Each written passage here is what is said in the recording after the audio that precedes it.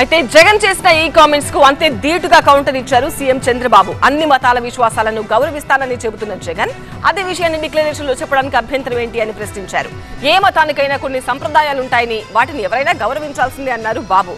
అన్య మతస్థులు ఎవరొచ్చినా తిరుమలలో డిక్లరేషన్ ఇవ్వాల్సిందే అన్నారు.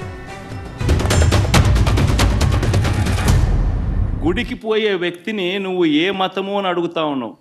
ఏ మతము అని చెప్పకపోతే గుడిలోకి ఎంటర్ కాకూడదు అని అంటా ఉన్నావు. సెక్యులర్ దేశం అని చెప్పుకుంటా ఉన్నాం. ఒక ముఖ్యమంత్రిగా పరిపాలన చేసిన వ్యక్తి పరిస్థితి ఇదే అయితే ఇక ఆ దళితుల పరిస్థితి ఏమిటి? గుళ్ళలే పోగలుగుతారా? దళితులు రానిరా, దళితులు రాని ఎవరు చెప్పారండి? ఎవరు చెప్పారు మీకు? దళితులు రాని ఎవరు చెప్పారు? దళితులు పోవడం లేదా టెంపుల్లోకి? అంటే మీరు పోకుండా మీరు పోయిన దానికి కారణం మీరు ఎత్తుక్కుంటూ కావాలని బురదేసే కార్యక్రమాన్ని చేస్తూ మీరు ఇంకొకరిని మాట్లాడడానికి మీకు అర్హత ఎక్కడ ఉందండి? Why you are talking all